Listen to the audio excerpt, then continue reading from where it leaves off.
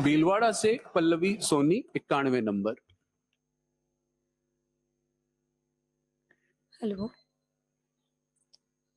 सम्मानित सदन को नमन करते हुए अध्यक्ष महोदय, सदन पटल पर जिस विषय पर अपने विचारों को अभिव्यक्त करने के लिए उपस्थित हुई हूं, उसकी आजादी भी मुझे हमारे संविधान ने अभिव्यक्ति की स्वतंत्रता के तहत दी है। जी हाँ, 15 अगस्त 1947 का दिन जब भारत अपनी आजादी का पहला सवेरा देख रहा था, तो वहीं दूसरी ओर एक विचार जो परिचिंता की लंबी लकीर खींच रहा था कि आखिर भारत का आने वाला कल कैसा होगा।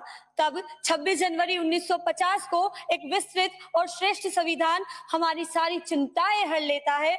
एक ऐसा संविधान जो हमें नागरिक होने का दर्जा देता है, एक ऐसा संविधान जो हमें बराबरी के पदों पर लाकर खड़ा करता है, एक ऐसा संविधान जो हमें स्वतंत्रता, समानता, संप्रभुता, एकता और बंधुत्व के संकल्प से पूर्ण हम भारत के लोग से शुरू होकर संपूर्ण देश को एकता के सूत्र में पिरोता है।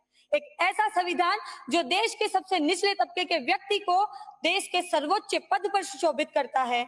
अतः महोदय, संविधान के इस 75 वर्षों की प्रगति की यात्रा में अधिकारों और कर्तव्यों के साथ संविधान को पूजने की नहीं, अपितु पढ़ने, समझने और जीने की जरूरत है। जब मैं संविधान के संकल्पों की बात करती हूं, तो परिवर्तन ही प्रकृति का नियम है को हमारे संविधान ने आवश्यक संशोधनों के साथ परिवर्तन को आत्मसात करते हुए यह पाया है कि चाहे वह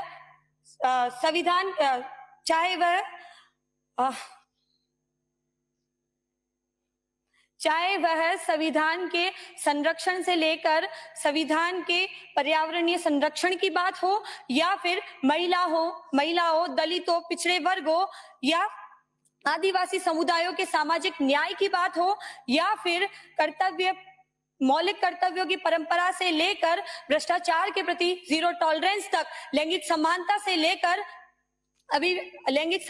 लेकर अभिव्यक्ति की आजादी तक, आज हमारे संविधान ने इस राष्ट्र को एक भारत से श्रेष्ठ भारत बनने की ओर अग्रसित किया है। अतः आज आवश्यकता है प्रजातांत्रिक मूल्यों को मजबूत करने की। अतः प्रजातांत्रिक मूल्यों को मजबूत करने के लिए प्रजातांत्रिक मर्यादा, संवैधानिक संहिता और संस्कृति के अपहरण व अनर्थ को रोकना होगा, क्योंकि संस्कृति ही वह साधन है जिससे मानव सभ्यता का विकास होता है, और मानव सभ्यता के विकास से एक राष्ट्र का निर्माण होता है, और इस राष्ट्र के निर्माण में शासन व्यवस्था के लिए लगाम के रूप में हमारे संविधान की शक्ति, भक्ति, मजबूती मिली है। क्योंकि जब संविधान शस्त्र बन जाए, जब कर्तव्य संघर्ष बन जाए और जब अधिकार शक्ति बन जाए, तभी भारत का नव सूर्योदय होगा। आज जरूरत है महोदय, आज जरूरत है कि भारत का प्रत्येक नागरिक संविधान को केवल पुस्तक ना समझे, बल्कि स्वाभिमान समझे। आपका समय समाप्त हुआ।